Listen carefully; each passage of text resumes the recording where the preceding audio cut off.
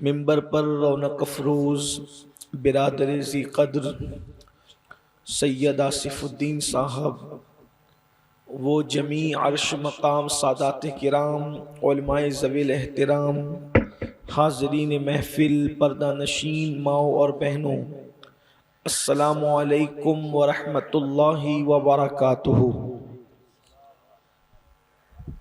आपको सलाम किया जा रहा है, आप तवज्जो फरमाएं। अस्सलामु अलैकुम व रहमतुल्लाहि व बरकातुहू। आप लोग सैयदी सरकार हज़रत मूसा क़ादरी रदी अल्लाह ताला अन्हु के दयार में रहते हैं। थोड़ा सा आप लोगों को बेदार रहना चाहिए और महफिल में आप हज़रात थोड़ा सा हिस्सा लें। आइए इससे कब्ल कि कुछ मारूज़ात पेश किए जाएं, हम सब मिलकर अपने आवाज़ और बुलंद करें, ज़िक्र अहले बैत सुनने आए, थोड़ा सा माहौल बनाएं और ज़िक्र अहले बैत जिस माहौल में सुना जाता है वो माहौल को बुलंद करते हुए मेरे साथ मिलकर दुरूद शरीफ पढ़ें। अस्सलातु वस्सलामु अलैका या नबी अल्लाह, अस्सलातु वस्सलामु अलैका या नबी अल्लाह, अस्सलातु वस्सलामु अलैका या हबीब अल्लाह, अस्सलातु वस्सलामु अलैका या हबीब अल्लाह, व अला आलिका व अस्हाबिका या नूर अल्लाह, व अला आलिका व अस्हाबिका या नूर अल्लाह, सल्लल्लाहु तआला अलैहि वसल्लम। सल्लल्लाहु तआला अलैहि वसल्लम। बारहाए सुहुफ गुंचहाए कुदुस अहले बैते नबुव्वत पे लाखों सलाम। सुभान अल्लाह, आब ततहीर से जिसमें पौधे जमे, सुभान अल्लाह, आब ततहीर से जिसमें पौधे जमे, उस रियाज़े निजाबत पे लाखों सलाम। सुभान अल्लाह, खूने खैरुर रसूल से है जिनका खमीर, खूने खैरुर रसूल से है जिनका खमीर, उनकी पाकीज़ा तीनत पे लाखों सलाम, उनकी बेलोस तीनत पे लाखों सलाम। सैयदा ज़ाहिरा तैयबा ताहिरा जान अहमद की राहत पे लाखों सलाम। जिसका आंचल न देखा महो मेहर ने, उस रियाज़े निजाबत पे लाखों सलाम। वो हसन मुस्तफ़ा सैयदुल अस्क़िया राकिबे दोष इज्जत पे लाखों सलाम। वो शहीद बला शाह गुलगो कबाब बेकसे दश्ते गुर्बत पे लाखों सलाम। असले नस्ले सफ़ा वस्ले वजह खुदा, असले नस्ले सफ़ा वस्ले वजह खुदा, साकिये शीरो शरबत पे लाखों सलाम। आज की ये महफिल 40 गाँव की सरजमीन पर ज़िक्र अहले बैत और इस्लाह मुआशरा के हवाले से इनेकाद पजीर है। साथ ही मरहूम लुकमान शाह उनके ईसाले सवाब के लिए ये महफिल का इनेकाद हुआ है। अल्लाह तबारक व ताला मरहूम की और हमारे जितने भी रिश्तेदार दुनिया से चले गए ईमान पर, अल्लाह पाक उन सब की बेहिसाब मग़फ़िरत फरमाए। अल्लाह पाक सबके दर्जात को बुलंद फरमाए। मुख्तसर सा वक्त है, इस मुख्तसर से टाइम में आपके सामने अहले बैत अतहार का जिक्र करना है। पहले आपको ये बता दिया जाए, जो जानते हैं उन्हें तो पता ही है, जो नहीं जानते उन्हें मालूम होना चाहिए कि अहले बैत किसको कहते हैं। इतना याद रखें कि हमारे नबी मुस्तफ़ा जान रहमत सल्लल्लाहु अलैहि वसल्लम के जो घर के लोग हैं उनको अहले बैत कहते हैं। हुजूर के घर वालों को, मतलब अहले बैत कौन? हुजूर की पाक बीबियां, हुजूर अलैहिस्सलातो तस्लीम की शहजादी सैयदा फातिमातुज़ ज़हरा, हुजूर अलैहिस्सलाम के दामाद और हुजूर के चचाजाद हजरत सरकार मौलाए कायनात शेर खुदा अली मुर्तज़ा करमल्लाहु ताला वजहुल करीम, और उनके साथ साथ इमाम हसन, इमाम हुसैन और क़यामत तक उनकी औलाद, उन सबको अहले बैत कहते हैं। और अल्लाह तबारक व ताला ने हर मोमिन को अहले बैत से मोहब्बत करने का हुक्म दिया। हर मुसलमान पे फर्ज है कि वो अहले बैत से मोहब्बत करे, यहाँ तक कि जिसके दिल में अहले बैत की मोहब्बत है उसको जन्नत की बशारत दी गई है, और जिसके दिल में अहले बैत की मोहब्बत नहीं है उसको जहन्नम की वईद सुनाई गई है। अल्लाह अकबर। यहाँ तक मेरे आका अलैहिस्सलाम ने फरमाया कि अल्लाह से इसलिए मोहब्बत करो कि वो तुम्हें रोजी अता करता है, वो तुम्हें रिस्क अता करता है, वो तुम्हें पालता है, इसलिए अल्लाह से मोहब्बत करो। और फरमाया मुझ मोहम्मद से इसलिए मोहब्बत करो कि मैं उसका रसूल और महबूब हूँ। और फरमाया मेरी अहले बैत से मेरी वजह से मोहब्बत किया करो। अल्लाह अकबर। मोहब्बत अहले बैत का सिला क्या है, मोहब्बत अहले बैत का इनाम क्या है? अल्लाह के रसूल मुस्तफा करीम रऊफुर रहीम सल्लल्लाहु अलैहि वसल्लम फरमाते हैं कि जो ये चाहता है कि अल्लाह उसकी उम्र में बरकत अता करे, अल्लाह उसकी उम्र बढ़ा दे, तो उसको चाहिए कि वो मेरी अहले बैत से मोहब्बत करे। अल्लाह अकबर। बल्कि यहाँ तक अल्लाह के रसूल अलैहिस्सलाम फरमाते हैं एक मर्तबा मेरे और आपके आका मुस्तफा जान रहमत सल्लल्लाहु अलैहि वसल्लम हुजरे फातिमा में तशरीफ ले गए। मेरे आका हुजरे फातिमा में गए, सैयदा फातिमा तो ज़हरा के हुजरे में गए, और हुजरे में जाने के बाद अल्लाह के रसूल अलैहिस्सलाम ने सैयदा फातिमा से फरमाया, ऐ फातिमा तुम, अली, मैं, हसन, हुसैन यानी पंजतन पाक। अल्लाह के रसूल अलैहिस्सलाम ने इन 5 नामों का जिक्र फरमाया। क्या फरमाया? ऐ फातिमा तुम, अली, हसन, हुसैन और मैं मोहम्मद, हम पांचों जन्नत में एक साथ एक कुब्बे में रहेंगे। यानी कि जन्नत का जो महल है, उसका जो गुंबद है, जो उसका कुब्बा है, अल्लाह अकबर।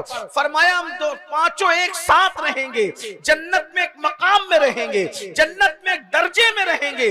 जब अल्लाह के रसूल ने फरमाया हम पांचों यानी पंजतन एक साथ रहेंगे, तो उस वक्त सैयदा फातिमा ने अर्ज किया, बाबा जान हम सब तो एक साथ रहेंगे पांचों, लेकिन जो दुनिया में हमसे मोहब्बत करते हैं वो लोग कहाँ रहेंगे? तो मेरे आका ने फरमाया फातिमा जो हम पांचों से मोहब्बत करेगा, जन्नत के जिस दर्जे में हम रहेंगे वहीं पर उनको भी लाया जाएगा। सुभान अल्लाह।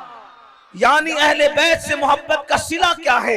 अगर कोई अहले बैत पाक से मोहब्बत करे तो उसको रसूलुल्लाह के दर्जे में अल्लाह पाक जन्नत अता फरमाएगा। इस मजमून की हदीस तिर्मिज़ी शरीफ के अंदर भी मौजूद है, जो सियाह सित्ता में से एक है। अब यहाँ एक बात लोग कहते हैं ये कैसे हो सकता है कि रसूलुल्लाह तो जन्नत के जिस दर्जे में होंगे वो जन्नत कितनी आला है, उस दर्जे में कौन जन्नत में गुलाम जा सकता है? तो हम लोगों को बताते हैं दरअसल बात यह है, लोगों को सिर्फ समझाने के लिए, इसलिए कि दुनिया की मिसाल देकर समझाना। अल्लाह अकबर। ये रसूलुल्लाह की भी सुन्नत है और अल्लाह पाक की भी सुन्नत है। अल्लाह ने कुरान में कई जगह मच्छर की मिसाल, मक्खी की मिसाल, शहद की मक्खी की मिसाल, मकड़ी के जाले की मिसाल, इस तरीके से कुरान में मिसाल देकर अपने बंदों को समझाया है। रसूल पाक ने भी अपनी उम्मत को बहुत सी दुनियावी मिसाल देकर समझाई है। देखो कितना बड़ा सौदा है, कितना सस्ता सौदा है, कितना बड़ा इनाम है कि जो अहले बैत से मोहब्बत करेगा वो पंजतन पाक के साथ जन्नत में रहेगा, वो पंजतन पाक के साथ जन्नत में दाखिल किया जाएगा। यानी किसी भी इबादत पर यह सिला नहीं है जो मोहब्बत अहले बैत का सिला है। लेकिन लोगों के दिल में ख्याल आता है कि पंजतन पाक के साथ हम लोग गुलाम हैं, वो आका लोग हैं, हम तो उनके पैर की जूती के बराबर नहीं, हम तो उनके पैर के धूल के बराबर नहीं, हम तो उनके पैर के जर्रों के बराबर नहीं, फिर हम उनके साथ जन्नत में कैसे जाएंगे? मैं कहता हूं बिल्कुल सही ख्याल है, लेकिन बात समझ में आती है। देखो आप हजरात ने भी देखा होगा, अगर देखा है तो मेरी तायीद करना, वरना कोई बात नहीं। आप जब बड़े बड़े शहरों में जाएंगे, दिल्ली, मुंबई, कलकत्ता, इस तरीके से, और अगर आप दुबई वगैरह जाते हैं तो आप हजरात ने देखा होगा बड़े शहरों के अंदर क्या देखा होगा कि बड़ी बड़ी मर्सिडीज कारें होती है और बड़ी बड़ी खूबसूरत कारें होती है और भी बहुत ज्यादा कीमती कारें होती है। ऐसी कीमती कारें कि उन कारों को देख करके इंसान रश्क करता है और रश्क करने के बाद सोचता है या अल्लाह ये कार कितनी महंगी है, लाखों की है, करोड़ों की है, मैं कभी इसमें बैठूंगा कि नहीं बैठूंगा। बहुत सारे लोग हैं जो पूरी जिंदगी उन कारों को तकते रहते हैं लेकिन कभी उनमें उनको बैठना नसीब नहीं होता। मगर एक मर्तबा देखा गया कि एक करोड़ की कार या करोड़ों रुपए की कार, महंगी कार वो जा रही थी और इंसान सोच रहा था मैं इसमें बैठूंगा कि नहीं बैठूंगा। तो उसमें देखा एक कुत्ता है जो पीछे की सीट पे बैठा हुआ बाहर मुंडी निकाल रहा है और देख रहा है। अरे इंसान को इस कार में बैठना नसीब नहीं हुआ और इंसान इसमें बैठने की लालच कर रहे हैं बाज इंसान, लेकिन ये कुत्ता कहां से आके बैठ गया? क्या ये कुत्ते के लिए कार बनी थी? इतनी महंगी कार, बताओ क्या ये कार कुत्ते ने खरीदी या ये कार कुत्ते के लिए थी? न कार कुत्ता खरीद सकता है और न कार कुत्ते के लिए बनी है। अरे कुत्ता तो कुत्ता ही होता है, कुत्ते की औकात नहीं कार खरीदने की और न कार बनाने वाले ने कुत्ते के लिए बनाई। तो फिर आप कहेंगे ये कुत्ता आया कहां से? इसकी औकात है कार में बैठने की, इसकी औकात है कार खरीदने की? खरीदने की तो औकात है ही नहीं, बैठने की भी औकात नहीं है। तो फिर कहा कि इसमें क्यों बैठा ये? तो कहा इसलिए बैठा कि ये कार का जो मालिक है ये कुत्ता उसका वफादार गुलाम बन गया, कुत्ता उसका वफादार बन गया। तो जहां मालिक गया साथ में कुत्ता भी गया। तो अरे दुनिया के मालिक का गुलाम बना या दुनिया के मालदारों का कुत्ता बना, उनका वफादार बना। तो जहां उसका मालिक जा रहा है वहां कुत्ता भी जा रहा है। इसीलिए तो कहते हैं अहले बैत के वफादार बन जाओ, अहले बैत जन्नत में जाएंगे, उन्हीं के साथ तुम्हें भी दाखिल किया जाए। तकबीर, नारे रिसालत, अज़मत अहले बैत। अहले बैत की शान ये है, सैयदा फातिमा, इमाम हसन, इमाम हुसैन, मौला अली, अल्लाह अकबर। लेकिन अब इनकी शान एक बात और सुन लीजिए। तैमूर लंग का नाम सुना है? तैमूर लंग ने कुछ काम अच्छे भी किए, कुछ काम बुरे भी किए। बादशाह लोग तो अच्छा भी करते हैं, बुरा भी करते हैं। जो सियासत में रहेगा वो अच्छा भी करेगा, बुरा भी करेगा। सियासी लोग का हाल तो बादशाह लोग थे, अच्छा भी किया, बुरा भी किया, किसी को कत्ल भी किया, कोई मस्जिद भी बना दी, कोई किताब भी जो है वो लिखवा दी, ये सब कुछ किया। लेकिन काम उसने ज्यादा बुरे किए, जो है वो है। तैमूर लंग ने काम बुरे ज्यादा किए, अच्छे कम किए। जब तैमूर लंग मर गया, उसको मौत आई। उसके मरने के बाद, तैमूर लंग के मरने के बाद उसका जो दोस्त था, करीबी दोस्त, उसने ख्वाब में देखा कि एक तख्त बिछा हुआ है, उस तख्त पर अल्लाह के रसूल बैठे हुए हैं और हुजूर के कदमों में तैमूर लंग बैठा हुआ है। तैमूर लंग हुजूर के कदमों में बैठा है। तो उसने ख्वाब में देखकर कहा, ओ दुश्मन खुदा, ओ अल्लाह के दुश्मन, तूने कोई अच्छे काम तो किए नहीं, तू इतना बड़ा कैसे हो गया और कब से हो गया कि तू रसूलुल्लाह के कदमों में बैठने लगा? तो अल्लाह अकबर, सवाल उससे किया जा रहा था। हुजूर ने फरमाया, पूछने वाले ये गुनहगार था सही, मगर मेरी अहले बैत से सच्ची मोहब्बत करता था, इसलिए इसको ये मकाम अता किया गया। सुभान अल्लाह। कि मरने के बाद इसको रसूलुल्लाह के कदमों में बैठना नसीब हुआ। यह है अहले बैत की मोहब्बत का इनाम। अल्लाह अकबर। आइए एक बात और सुन लें, फिर मैं अपने उन्वान की तरफ आता हूँ। बड़ा खूबसूरत सा वाकया है, बड़ा हसीन सा वाकया है। अल्लाह अल्लाह, अहले बैत से मोहब्बत करने का इनाम क्या है। हमारी जमात के बड़े आलिम दीन हजरत रईसुल कलम अल्लामा अरशदुल कादरी रहमतुल्लाहि ताला अलैह ने एक वाकया बड़ा खूबसूरत अपनी किताब में लिखा है। इस वाक़े को इमाम यूसुफ नबहानी ने भी अपनी किताब में लिखा है। इस वाक़े को अल्लामा जलालुद्दीन अमजनी ने भी अपनी किताब में लिखा है। इस वाक़े को मुख्तलिफ बुजुर्गों ने अपनी किताब में लिखा है। वाक़या क्या है? अल्लाह अकबर। हाजी इमदादुल्लाह मुहाजिर मक्की ने भी इस वाक़े को अपनी किताब में लिखा है। अल्लाह अल्लाह। अब जरा 40 गांव वालों थोड़ा तवज्जो के साथ सुनो, मोहब्बत अहले बैत का सिला क्या है। अहले बैत से मोहब्बत करने का इनाम क्या है। वाकया यूं है, अल्लाह अकबर, समरकंद की सरजमीन है, समरकंद की सरजमीन है। एक सैयदजादी यानी रसूलुल्लाह के औलाद में से एक सैयदजादी अल्लाह अल्लाह बेवा हो गई, और बेवा होने के बाद उनकी 4 या 5 बेटियां थी। उन बेटियों को रखने के लिए कहीं जगह न थी, कहीं जगह नहीं थी। तो क्या हुआ, दुपट्टे फट गए हैं, सर छुपाने के लिए जगह नहीं है, कोई मकान नहीं है, कोई जगह नहीं है, कोई रखने का साजो सामान नहीं है।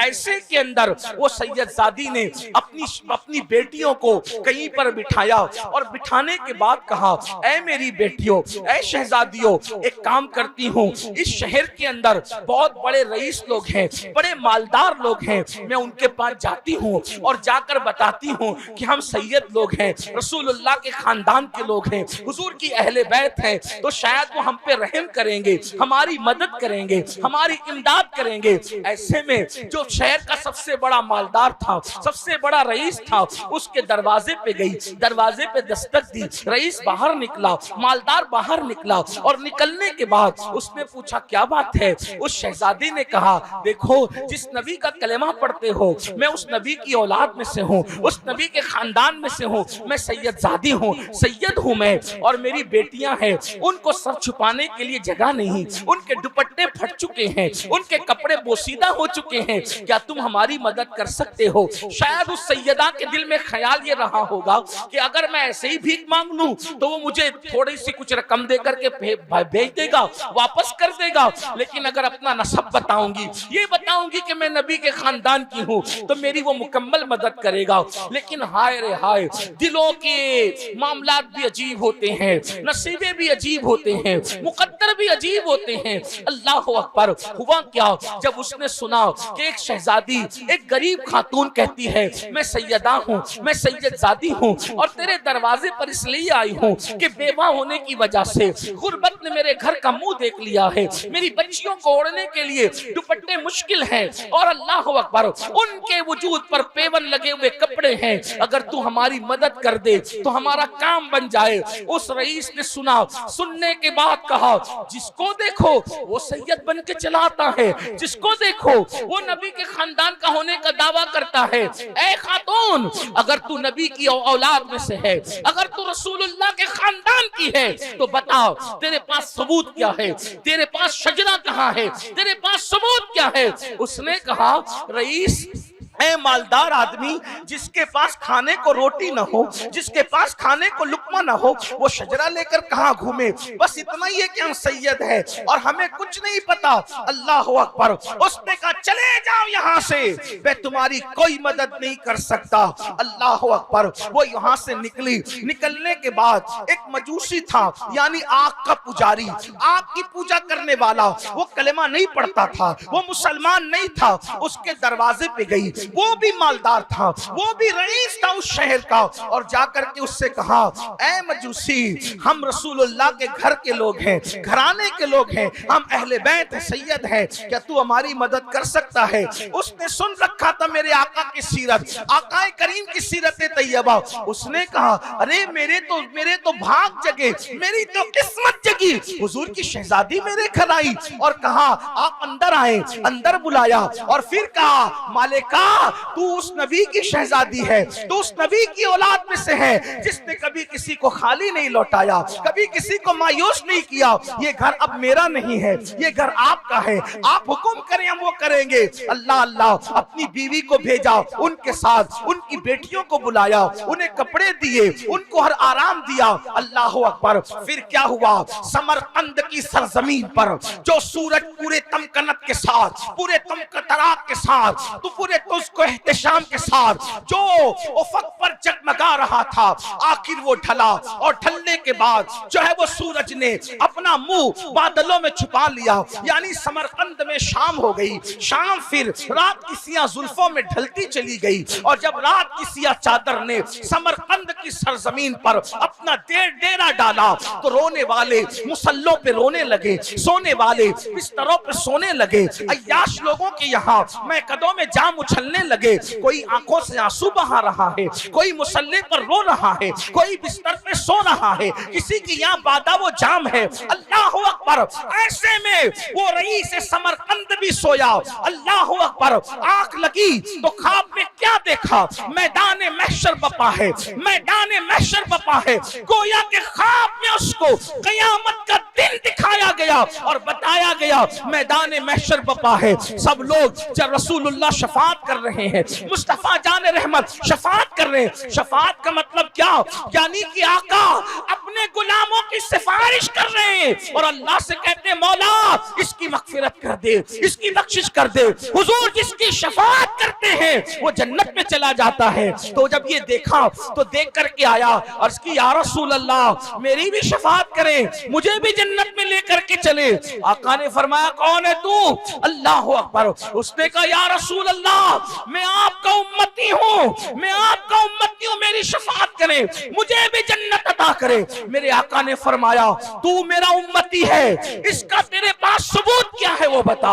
तू मेरा उम्मती है, इसका तेरे पास सबूत क्या है वो बता। और फिर आका ने फरमाया मेरी शहजादी, मेरी बेटी तेरे घर मजबूर होकर आई तो तूने उसके सैयद होने का सबूत मांगा, अब बता तेरे उम्मती होने का सबूत क्या है। और फिर मेरे आका ने उसको वहां से भगा दिया। जैसी भगाया उसकी आंख खुली, आंख खुलने के बाद रोया, पीटने लगा सर को और कहा मैं हलाक हो गया, मैं बर्बाद हो गया। इसी आलम में सुबह हुई, इसी आलम में सुबह हुई। जब सुबह हुई अल्लाह अकबर, उसके नौकर चाकर, उसके बीवी बच्चे सब परेशान, रो रहा है, सब रो रहे हैं। हुआ क्या? उसने बताया हुजूर ने मुझे ख्वाब में भगा दिया और मैंने सैयदा को झिड़की दिया, हुजूर ने मुझे झिड़क करके भगा दिया। अल्लाह अकबर। किसी ने कहा सैयदा तेरे दरवाजे से मजूसी के दरवाजे पे मैंने जाते देखा, शायद वो मजूसी के घर में है। जैसे ही वो रईस समरकंद गया, दस्तक दी, वो शख्स बाहर आया। उसने कहा क्या तेरे घर हमारे नबी की शहजादी सैयदा आई है? उसने कहा हाँ। उसने कहा कि हम मुसलमान हैं और तू काफिर है, इसलिए हम अपने नबी की बेटी की खिदमत के ज्यादा हकदार हैं। जल्दी से नबी की शहजादी को हमारे घर भेजो और हमारे सुपुर्द करो, हम उनकी खिदमत करेंगे। अल्लाह अकबर। उसने कहा कि एक काफिर था पहले, अब मैं काफिर नहीं हूं, तू मुझे काफिर कह रहा है। मैं काफिर पहले था, कल तक था, रात तक था, अब मैं काफिर नहीं हूं। और तूने कल झिड़की दे के भगाया था और आज लेने आया हक जताने, और फिर ख्वाब में हुजूर ने तुझे भगाया, झिड़कियां दी, तो वो ख्वाब देख करके तू आया है। उसने कहा मेरा ख्वाब तुझे कैसे पता चला? तो उसने बताया जिस ख्वाब में तुझे झिड़की दे के भगा रहे थे उसी ख्वाब में मुझसे कह रहे थे तूने मेरी औलाद की खिदमत की, कलमा पढ़ के मुसलमान हो जा और इस जन्नत में दाखिल हो जा। नारे तकबीर, नारे रिसालत, नारे रिसालत, अज़मत अहले बैत मुस्तफा। आप मुझे बताएं अल्लाह अकबर, जब इतने दूर के दौर के सैयदों की मोहब्बत एक मजूसी को ये मकाम अता करती है, तो जो इमाम हसन और इमाम हुसैन से मोहब्बत करे, जो अली और फातिमा से मोहब्बत करे, लेकिन सहाबा के एहतराम के साथ, खुलफाए राशिदीन की ताज़ीम के साथ, अल्लाह उसको क्या मकाम अता करेगा। बड़ी माजरत के साथ आज हम लोग अहले बैत की मोहब्बत का दावा तो करते हैं, लेकिन आज हमारे दिलों में वैसी मोहब्बत अहले बैत नहीं जैसी होना चाहिए। इसलिए कि आज हम लोग क्या समझते हैं, इमाम हुसैन की मोहब्बत का मतलब बस यही कि चलो शरबत बनाकर उनके नाम से पिला दो, खिचड़ा बनाकर उनके नाम से पिला दो। अली पाक की मोहब्बत इतनी कि उनके नाम से फातिहा दिला दो। यकीनन आप जो करते हैं फातिहा दुरूद करते रहो, लेकिन उनके नक्शे कदम पर हमने चलने की कितनी कोशिश की। आओ मैं उनकी जिंदगी के चंद वाकयात आपकी खिदमत में पेश करता हूं और फिर आपसे पूछना चाहता हूं, 40 गांव की सरजमीन पर एक अल्लाह के वली और इतने बड़े वली के पड़ोस में रहने वालों, आपसे पूछना चाहता हूं क्या हमारे घर का वो माहौल है जो अहले बैत के घर का माहौल था? अल्लाह अकबर। आइए मैं आपके सामने पेश करूं अहले बैत में सैयदा फातिमा ज़हरा, इनकी जिंदगी देखें। आप जानते हैं सैयदा फातिमा कौन है? मेरे नबी की 4 शहजादियों में सबसे आखिरी शहजादी है, मेरे आका अलैहि सलाम की शहजादियों में। अल्लाह अकबर। सबसे आखिर में है, लेकिन इनकी शान क्या है? अल्लाह अल्लाह, सैयदा फातिमतुज़ ज़हरा के तक़वे का, परहेज़गारी का आलम ये था। अगर माएँ और बहनें मौजूद हैं तो मैं उनकी भी तवज्जो चाहता हूँ, औरतें मौजूद है तो उनकी भी तवज्जो चाहता हूँ। आज औरतें सैयदा फातिमा का नाम तो लेती है, सैयदा फातिमा की कनीज होने का दावा तो करती है, लेकिन सैयदा फातिमा का कोई किरदार आज हमारे घरों में मौजूद नहीं। हमारे घरों में सीरियल की अदाकारा का किरदार है, हमारे घरों में फिल्मों की अदाकारा का किरदार है, हमारे घरों में हीरो हीरोइन की जिंदगी है, हमारे घरों में अहले बैत का किरदार नहीं, रसूलुल्लाह की सुन्नतें नहीं। जानते हैं आज की लड़कियां, आज की बेटियां 2-2, 3-3 हजार के कपड़े खरीद कर भी अपनी आबरू और इज्जत की हिफाजत नहीं कर पा रही है, मगर अल्लाह अकबर, ये मेरे नबी की शहजादी है सैयदा फातिमतुज़ ज़हरा, जिनकी शान ये थी, जिनके सर के दुपट्टे को कभी चांद और सूरज ने भी नहीं देखा। सैयदा फातिमा की शान ये है, जिसके दुपट्टे को कभी चांद और इंसान नहीं, मर्द नहीं, मैं चांद और सूरज की बात कर रहा हूं, जिसके दुपट्टे को भी कभी चांद और सूरज ने नहीं देखा। मेरे इमाम अहले सुन्नत यूं कहते हैं, जिसका आंचल न देखा मोह मेहर ने, जिसका आंचल न देखा मोह मेहर ने, उस रिदाए नज़ाहत पे लाखों सलाम। अल्लाह अकबर। आप गौर तो करें, उनकी हया क्या थी, उनका तकद्दुस क्या था, उनका तकवा क्या था कि उनके सर के दुपट्टे को कभी चांद और सूरज ने भी नहीं देखा। और आज हमारी बेटियां पतले कपड़े, बारीक कपड़े, अल्लाह अकबर, फैशन के नाम पर दुपट्टे को गले में लटका कर कोई कॉलेज जा रही है, कोई कोचिंग जा रही है, कोई वलीमे में जा रही है, मेकअप करके मुसलमानों की बेटियां बाजारों की जीनत बन रही है। जरा सोचो अहले बैत के दिल पर क्या गुजरती होगी, सैयदा फातिमा के दिल पे क्या गुजरती होगी। अल्लाह अकबर। जानते हैं अल्लाह अल्लाह, आज कोई औरत ऐसी नहीं है, अल्लाह अल्लाह, अल्लाह अकबर, 5-5 हजार 7-7 हजार के ड्रेस पहनकर भी औरतें पर्दा नहीं कर पा रही हैं। लेकिन सैयदा फातिमा का हाल ये था कि दुपट्टा इतना फट चुका था, इतना फट चुका था कि अब पहनने के काबिल न रहा। 17 पेवन लगे थे आपके दुपट्टे में, सैयदा फातिमतुज़ ज़हरा के दुपट्टे में 17 पेवन लगे थे। और एक मर्तबा जब तशरीफ ले गई अपने बाबा के पास, या हुजूर उनके पास आए, तो उस दिन सैयदा फातिमा के बदन पर ऊंट के चमड़े का लिबास था, यानी कपड़े का लिबास नहीं था। किसके वजूद अक़दस की बात हो रही है? कौन? सैयदा फातिमतुज़ ज़हरा। जब वो आती थी अल्लाह के रसूल से मिलने, तो अल्लाह के रसूल उनके लिए उठ करके खड़े हो जाते थे, उनके लिए मेरे आका उठकर खड़े हो जाते थे। और सिर्फ खड़े नहीं होते थे, सैयदा फातिमा अपने बाबा के हाथ चूमती थी और बाबा उनकी पेशानी चूमते थे, अल्लाह के रसूल उनकी पेशानी चूमते थे और पेशानी चूम कर कहते थे, फिदा की उम्मी व अबी या फातिमा, ए फातिमा तुझ पर मेरे माँ बाप कुर्बान। सुभान अल्लाह। जब सैयदा फातिमतुज़ ज़हरा के वजूद नाज पर अल्लाह के रसूल ने ऊंट के चमड़े का लिबास देखा। आज जो भीख मांगने वाले भिखारी लोग हैं, उनके बदन पर भी कपड़े होते हैं, लेकिन मेरे नबी की शहजादी ने किस कदर कनात के साथ, किस कदर सादगी के साथ, किन हालात में अपनी जिंदगी को गुजारा। उनकी शान ये थी, अगर वो चाहती तो रोजाना जन्नत का नया लिबास आता, लेकिन उन्होंने उसको पसंद नहीं किया। उन्होंने गुर्बत को तरजीह दी, इख्तियारी फक्र फाका इख्तियार किया। जब आका ने, देखो बाप तो बाप होता है, जो बाप अल्लाह अकबर, सैयदा फातिमा का जो बाबा पूरी कायनात के लिए वो रहमतुल लिल आलमीन बनकर आए थे, तमाम आलमीन के लिए रहमत बनकर आए थे। ये एक कायनात नहीं बल्कि हर कायनात के लिए रहमत बनकर आए थे। वो रसूल अपनी शहजादी से कितना प्यार करते होंगे, जिन्होंने जिन्होंने जानवरों से प्यार किया, उम्मत से प्यार किया, गुनहगारों से प्यार किया, उनको अपनी शहजादी से कितना प्यार होगा। बाप तो बाप होता है। जब अपनी शहजादी के बदन पर आपने ऊंट के चमड़े का लिबास देखा तो शहजादी को ऊंट के चमड़े के लिबास में देखकर हुजूर की आंखों में आंसू आ गए। अल्लाह के रसूल रोने लगे। जब मेरे आका रोए तो सैयदा फातिमा भी रो पड़ी। मेरे आका ने फरमाया, फातिमा आज तेरे बदन पे ऊंट के चमड़े का लिबास है। सैयदा रो पड़ी और मेरे आका से कुछ नहीं कहा। तो सरकार ने फरमाया, फातिमा गम न करो, सैयदा गम न करो, सब्र करो, इसलिए कि दुनिया वालों के लिए दुनिया की नेमतें हैं, मोहम्मद और आले मोहम्मद के लिए जन्नत की नेमतें हैं। अल्लाह अकबर। सैयदा ने कहा, बाबा हाल ये है, अब हाल ये है कि एक एक महीना हो जाता है घर में चूल्हा नहीं जलता।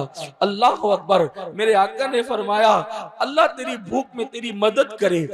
आप इस अंदाज के साथ जिंदगी गुजारती हैं, लेकिन हालत क्या है? आज की औरतें, आज के मर्द एक दिन में 3-3 मर्तबा पेट भर के खाना खाते हैं, एक दिन में 2-2, 3-3 लिबास तब्दील करते हैं, लेकिन अल्लाह की दी हुई नेमत से कोई अय्याशी कर रहा है, कोई जिना के अड्डों को आबाद कर रहा है, कोई गुनाह के अड्डों को आबाद कर रहा है। लेकिन ये नबी का अहले बैत, नबी के अहले बैत है, नबी का खानदान है।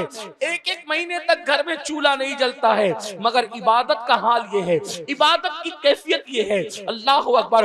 एक वक्त की नमाज छूटना तो दूर की बात है, फर्ज तो फर्ज है। अल्लाह अकबर। सुन्नतें तो सुन्नतें हैं, वाजिबात तो वाजिबात है। जब सैयदा फातिमा रात होती है तो अपने बच्चों को सुला करके मुसल्ले पर आती है, और जब नमाज शुरू करती है तो सैयदा फातिमा की नमाज का ये आलम है कि एक ही सजदे में पूरी रात गुजर जाती है, सुभान रब्बियल आला कहने में पूरी रात गुजर जाती है। और जब सुबह का सवेरा नमूदार होता है और मुअज्जिन की आवाज कानों से टकराने का वक्त आता है तो इंतहाई हसरत के साथ जल्दी जल्दी अपनी नमाज मुकम्मल करती है और फिर रब से अर्ज करती है, मौला तूने रात इतनी छोटी बनाया, तूने रात इतनी कलील बनाया कि तेरे नबी की बेटी फातिमा दिल खोल के सजदा भी न कर सकी। मौला कोई एक रात तो इतनी लंबी दे दे कि फातिमा दिल खोल के सजदा करे, फातिमा मन भर के सजदा करे।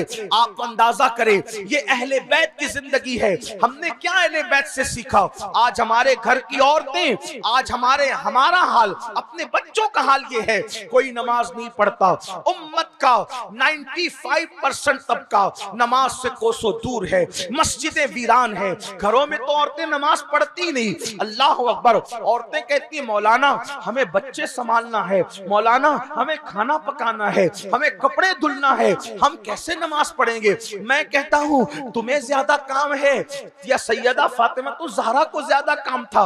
आप जानते हैं सैयदा फातिमा की जिंदगी, आज तो गरीब से गरीब के घर में भी जो है वो चक्की चलाना नहीं पड़ती, बल्कि चक्की से आटा पीस करके आता है। आज तो मिर्ची का भी पाउडर आता है, आज तो पानी के जगह जगह नल लगे हुए हैं, आज तो वाटर पंप है। लेकिन अल्लाह अकबर, आओ आज मेरे नबी की शहजादी की जिंदगी सुनो और अपनी जिंदगी को तब्दील करने की कोशिश करो। सैयदा फातिमातुज़ ज़हरा चक्की चलाती है तो चक्की चलाते चलाते हाथों में गट्टे पड़ गए हैं। चक्की चलाने से अल्लाह अकबर दुनिया के सबसे बड़े मालदार इंसान की बेटी है, बल्कि कायनात के ताजदार की बेटी है, कायनात के बादशाह की बेटी है, मालिक जन्नत की बेटी है, खुदा के महबूब की बेटी है। अल्लाह अकबर।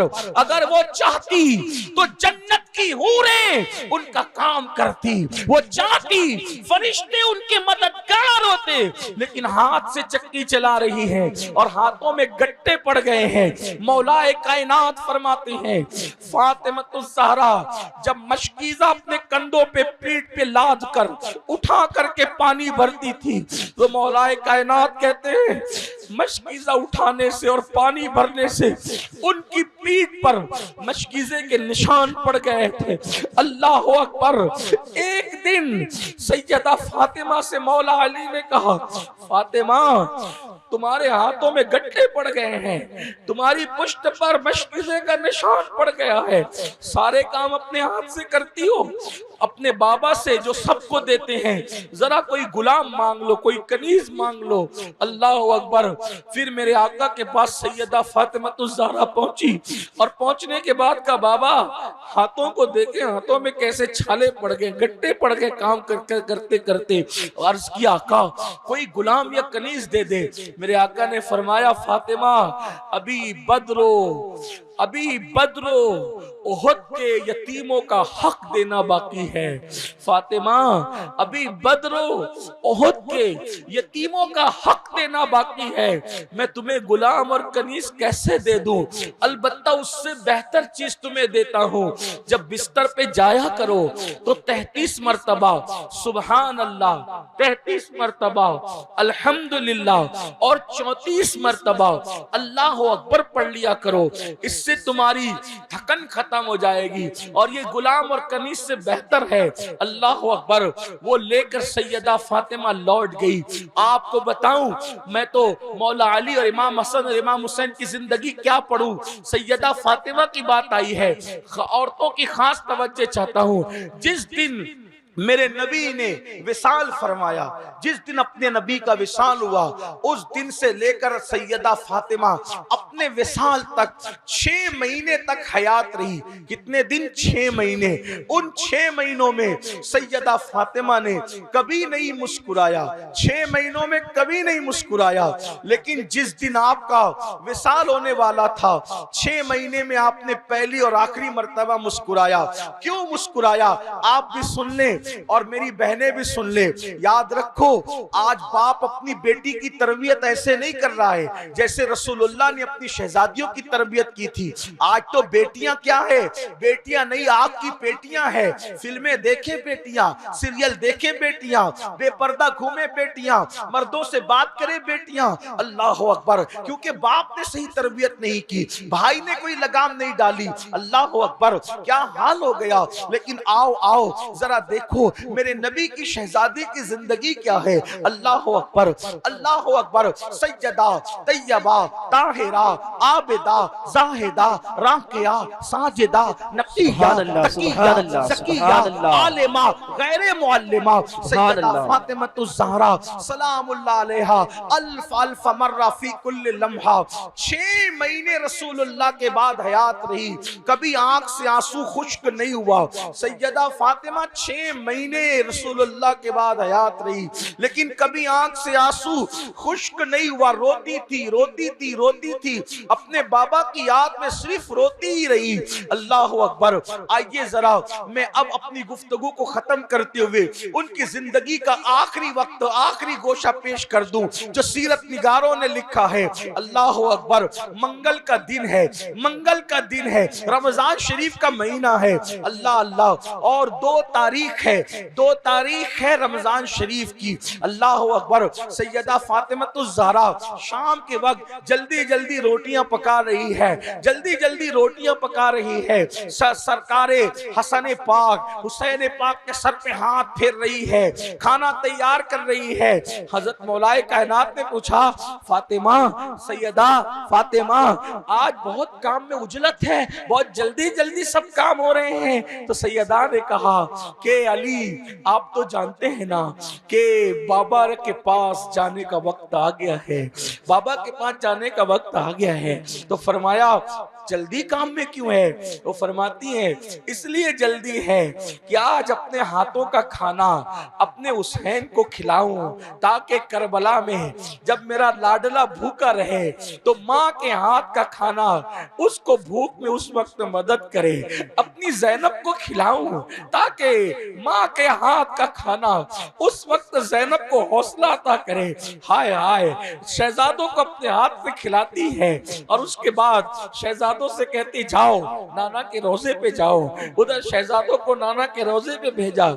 भेजने के बाद कहा, अली अली अब मैं दुनिया में नहीं रहूंगी, अब मैं दुनिया से जाने वाली हूँ, मेरा रुखसती का वक्त आ गया है। अली देखो, तुम जानते हो ना कि मेरे बाबा ने कहा था कि अगर किसी औरत से उसका शौहर नाराज है तो मैं कयामत के दिन उस औरत से मुलाकात नहीं करूंगा। अल्लाह अकबर, मैं उस खातून से मुलाकात नहीं करूंगा। अली बताओ ना, तुम मुझसे नाराज हो के राजी हो? मौलाए कायनात की आंखों में आंसू आ गए। अली ये मुर्तजा ने कहा, फातिमा जिस दिन से तुमसे निकाह हुआ उस दिन से आज तक तुमने मुझे कभी नाराज नहीं किया और मैं तुमसे कभी नाराज नहीं हूँ। फातिमा मैं तुमसे राजी हूँ। जब मौलाए कायनात ने कहा कि मैं तुमसे राजी हूँ, अल्लाह अकबर, चूंकि मेरे आका ने उनको वसीयत की थी, एक मर्तबा ऐसा हो गया था कि दोनों हंसी मजाक कर रहे थे। मौला अली और सैयदा फातिमा हंसी मजाक हंस बोल रहे थे। मियाँ बीवी हंसते बोलते हैं, हंसते हंसते, यानी हंसने से मुराद अपना हंसना मुराद मत लीजिए, उनकी अपनी शान के मुताबिक। तो हंसते हंसते मुस्कुराते हुए सैयदा फातिमा ने कोई जुमला कह दिया, तो अली मुर्तजा को नाराजगी हो गई, सैयदा पाक से नाराज हो गए। तो जैसे ही नाराज हुए तो सैयदा फातिमा तो ज़हरा ने 7 मरतबा चक्कर लगाए, कभी इधर से आती, कभी इधर से आती, कभी इधर से आती, कभी, यानी 7 मरतबा इधर उधर से आई और अली पाक को खुश किया, अपने शौहर को खुश किया। मौला अली खुश हो गए, राजी हो गए, मामला खत्म हो गया। अली ये मुर्तजा घर से बाहर निकले तो ये रोने लगी। उसी वक्त में अल्लाह के रसूल आ गए, आका तशरीफ लाए तो इनको रोते हुए देखा। आका इनसे बहुत मोहब्बत करते थे, इनका रोना हुजूर को बर्दाश्त नहीं होता था। और सरकार ने कहा, मेरी बेटी रो रही हो, क्यों रो रही हो, किस वजह से रो रही हो? कहा, बाबा रो इसलिए रही थी कि मेरे और अली के दरमियान हंसी मजाक हो रही थी। जैसा फिर कहता हूँ, अपनी तरह हंसी मजाक कयास न करे, हम हंसी मजाक कर रहे थे, उतने मेरी जबान से हंसी में कोई जुमला निकल गया, अली नाराज हो गए। कहा फिर आका ने पूछा, फिर? कहा, हुजूर मैंने उनको राजी किया, 7 चक्कर लगाए अपने शौहर के, कभी इधर से आई, कभी इधर से आई, कभी, उनको राजी कर लिया। कहा, राजी कर लिया, तो फिर क्यों रो रही हो? कहा, बाबा इसलिए रो रही हूँ, आखिर मेरी जबान से ऐसा जुमला क्यों निकल गया कि जिससे मेरे शौहर नाराज हो गए, हालांकि राजी हो गए थे, फिर भी रो रही है। तो अब आका क्या फरमाते हैं, ये नहीं कहते तूने तो राजी कर लिया ना बेटी, क्या फिक्र करती हो, ऐसा नहीं कहा। क्या कहा, फातिमा, खवातीन अच्छी तरह सुने, फातिमा अच्छा हुआ तुमने अली को राजी कर लिया। और फिर फरमाते, फातिमा अगर अली को तुम राजी न करती और उसी हालत में तुम्हारा विसाल हो जाता तो मैं तुम्हारा जनाजा भी न पढ़ने आता, मैं तुम्हारा जनाजा पढ़ने ना आता, क़यामत के दिन तुमसे मुलाकात ना करता। ये तरबियत की थी अपनी शहजादी को, ये तरबियत, बाप की तरबियत, माँ की तरबियत, घर की तरबियत, ये माहौल बनाती है। आज तो तरबियत का माहौल ही खत्म है, बल्कि आज तो बेटियों को वर्गलाया जाता है। बेटियों से कहा जाता है, तेरा शौहर अगर तकलीफ दे रहा है घर आके बैठ जा, हम तुझे पाल लेंगे। ये नबी ये पाक की तालीम नहीं है, ये गंदे लोगों की बात है। जो लोग बेटियों को बुलाते हैं, कुछ तो कहते हैं हम तलाक ले लेंगे और उस पे कोर्ट से केस करेंगे, उसको सताएंगे, उसकी औकात याद दिलाएंगे। शरीफों का काम नहीं, रसूलुल्लाह के गुलामों का ये काम नहीं। वो बेटियों को यूं तरबियत देते, शहजादी अपनी बेटी से कहते, मेरी बेटी, मेरी लाल, हमने तो तुझे पाल पोस कर शौहर के हवाले किया।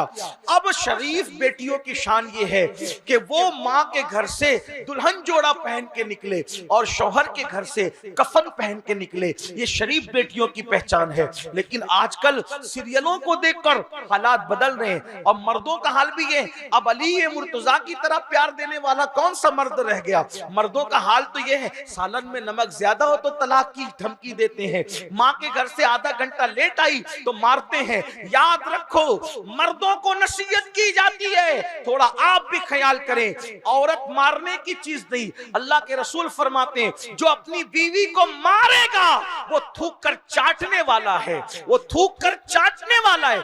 आका फरमाते हैं, औरत की इज्जत शरीफ लोग करते हैं, कमीने लोग औरत की इज्जत नहीं करते। आका ने कमीना फरमाया उनको जो औरतों की इज्जत नहीं करते। और मेरे आका सल्लल्लाहु अलैहि वसल्लम के जिन्होंने दंडान शहीद किए, हुजूर ने उन पर लानत नहीं की। हुजूर अलैहिस्सलाम को खून में नहलाया, हुजूर ने उन पे लानत नहीं की। हुजूर अलैहिस्सलाम के चचा को जिन लोगों ने शहीद किया, जिन लोगों ने मेरे आका के सगे चचा का कलेजा निकाला सीना चीर के और दांतों तले दबाया, दांतों में चबाया, उन कलेजा चबाने वालों पर भी अल्लाह के रसूल ने लानत नहीं की। किस पे लानत की? मेरे आका फरमाते हैं, जो शौहर अपनी बीवी को मारता है, तकलीफ देता है, उस पर अल्लाह की और उसके रसूल की लानत हो। अल्लाह। हुजूर ने अपनी जान के दुश्मनों पे लानत नहीं की, लेकिन औरतों पे जुल्म करने वाले शौहरों पे लानत की। आज कौन सा मर्द है जो बीवी के साथ वो सुलूक करता है जो हुजूर ने सुलूक करने का हुक्म दिया? औरतें मारी जाती है, औरतें तकलीफ दी जाती है, औरतें सताई जाती है। बल्कि कुछ मर्द तो ऐसे हैं कि अपनी बीवी को घर में छोड़कर इसके उसके चक्कर में लगे रहते हैं। ये इंतहाई बदतरीन लोग हैं, उनको अल्लाह की बारगाह में क़यामत के दिन खड़े होना है। अरे जिसने चिड़िया पे जुल्म किया वो जहन्नम में जाएगा, तो जिसने बीवी पे जुल्म किया उसका अंजाम क्या होगा? दौलत के नशे में, माल के नशे में, जवानी के नशे में अल्लाह रसूल की नाफरमानी करते हो। नहीं नहीं, जमीन पे नाफरमानी करने नहीं आए, जमीन पर अय्याशी करने नहीं आए, जमीन पे आवारगी करने नहीं आए, बल्कि जमीन पर सजदे करने के लिए आए, जमीन पे इबादत करने के लिए आए, जमीन पे अल्लाह को राजी करने के लिए आए, जमीन पर नेक अमल करने के लिए आए। अल्लाह अकबर। क्या हो गया मुसलमानों को? जब तक मुसलमान अल्लाह के नबी की सीरत और रसूलुल्लाह की जिंदगी पढ़ के, जब तक मुसलमान अल्लाह के नबी की जिंदगी पढ़ के जिंदगी गुजारता था, तब तक वो अपनी बीवी के साथ अच्छा सुलूक करता था, वो अपने घर वालों के साथ अच्छा सुलूक करता था। कुछ लोग तो हम लोगों से कहते, मौलाना, हमारे दोस्तों यारों में भी कुछ लोग कहते, मौलाना हम जब घर में जाते हैं, अपनी तो घर में ऐसी है कि जैसे ही घर में दाखिल होते हैं बच्चा उधर छुपता है, बीवी उधर भागती है, और ये और घर में एकदम अजीब सा माहौल हो जाता है। हम कहते हैं कि फिर तू शौहर नहीं है, फिर तू अपने वक्त का दज्जाल है, दज्जाल। क्यों? इसलिए कि तू जालिम है। अच्छा शौहर वो है, अच्छा बाप वो है कि घर में वो आए तो उसके आने से पहले बीवी सोचे कि मेरे खुशियों का मालिक आ रहा है, मेरे मन का राजा आ रहा है, मेरा सरताज आ रहा है। आएगा तो किन किन अलकाब से मुझे याद करेगा, मुझे प्यार देगा, मुझे मोहब्बत देगा। बीवी इंतजार करे कि वो कब आएगा, और बच्चे कहे अब्बा कब आएंगे, ताकि हम सीने पे कूदेंगे, दामन पकड़ेंगे और कंधे पे बैठेंगे और लाड़ पाएंगे, प्यार पाएंगे। जुल्म करने वालों को अल्लाह पसंद नहीं करता। अरे कुत्तों पे जुल्म करने वाले भी और बिल्ली पे जुल्म करने वाले भी इबादतों के बावजूद जहन्नम में जाएंगे। तो जो अपनी बीवी बच्चों पे जुल्म करे, बीवी को मारे, बच्चों को मारे, घर में तूफान करे, उनका क्या हाल होगा? रसूलुल्लाह तो अपने घर में अपना काम अपने हाथ से करे, और हम उठ करके पानी भी नहीं पीते, उठ करके पानी भी नहीं लेते।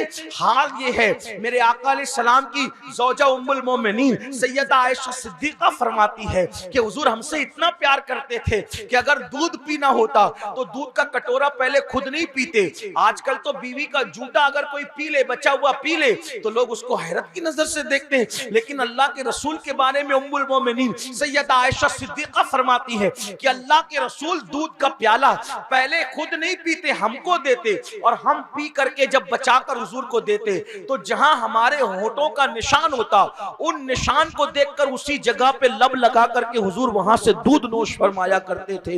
ये घर में मोहब्बत का माहौल था।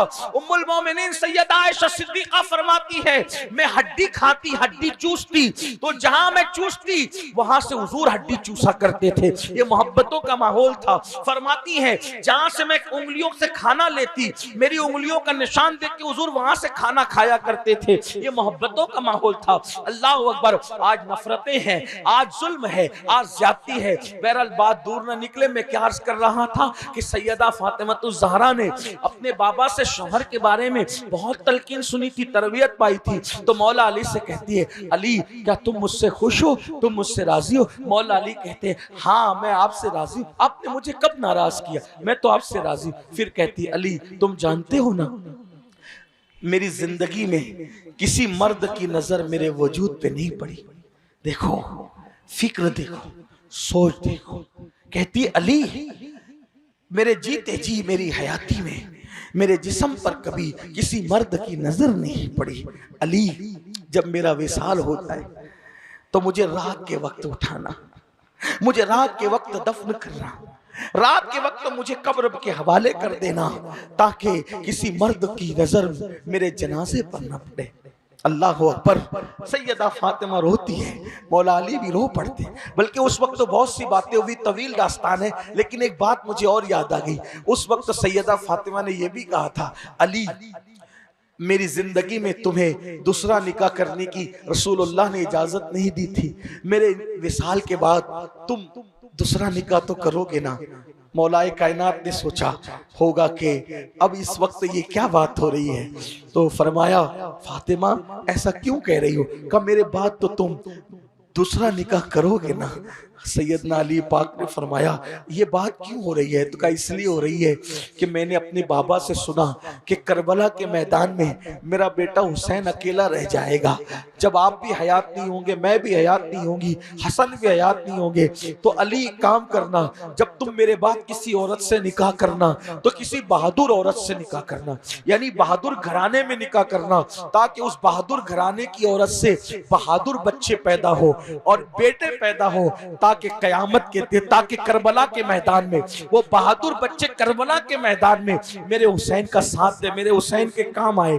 तो मौला अली ने उनकी वसीयत के मुताबिक अल्लाह अकबर हजरत उम्मे बनीन फातिमा से निकाह किया था। फातिमा ज़हरा की दुआ की बरकत से उनके यहाँ बेटे ही बेटे पैदा हुए और वो 4 बेटे जो है करबला के मैदान में इमाम हुसैन के साथ थे। उन्हीं में एक उम्मुल बनीन के बेटे हजरत गाजी अब्बास अलमदार भी है, जिनकी बहादुरी का जिक्र आप करते हैं। ये सैयदा फातिमा की विसाल के वक्त की दुआ थी कि अली तुम मेरे बाद जिससे निकाह करो अल्लाह उससे बहादुर बेटे तुम्हें अता करे, ताकि वो करबला में मेरे हुसैन का साथ दे। और उनकी दुआ की बरकत से वो पैदा हुए और उन्होंने जो साथ दिया वो करबला की दास्तान आप सुनते रहते हैं हमारे उलमा से, मशाइख से। फिर सैयदा फातिमातुज़ ज़हरा मौलाए कायनात से बहुत सी बातें करती है। ऐसे में फिर उसके बाद आपके चेहरे पर कुछ आसार थे। हजरत सैयदा अस्मा बिनते उमैस, ये सैयदना सिद्दीक अकबर की बीवी थी। हजरत अस्मा बिनते उमैस सिद्दीक अकबर की बीवी थी। जब हजरत सिद्दीक अकबर ने देखा कि सैयदा फातिमा की तबीयत अलील है, तो सैयदना सिद्दीक अकबर ने अस्मा बिनते उमैस से कहा कि तुम खिदमत करना, खिदमत के लिए तुम जाना। इसका मतलब यह है कि सहाबा में आपस में कितना प्यार था, सिद्दीक अकबर अहले बैत से कितनी मोहब्बत करते थे कि खिदमत के लिए अपनी बीवी को रख छोड़ा था। तो अस्मा बिनते उमैस ने कहा, बीबी, सैयदा फातिमा से कहा, बीबी मैं तुम्हारे चेहरे पर जो है वो बहुत फिक्र देख रही हूँ, फिक्रमंद क्यों हो? तो सैयदा फातिमा ने कहा कि अस्मा मुझे फिक्र इस बात की है कि मेरे जीते जी मेरे वजूद को किसी ने नहीं देखा, मेरे वजूद को किसी ने नहीं देखा।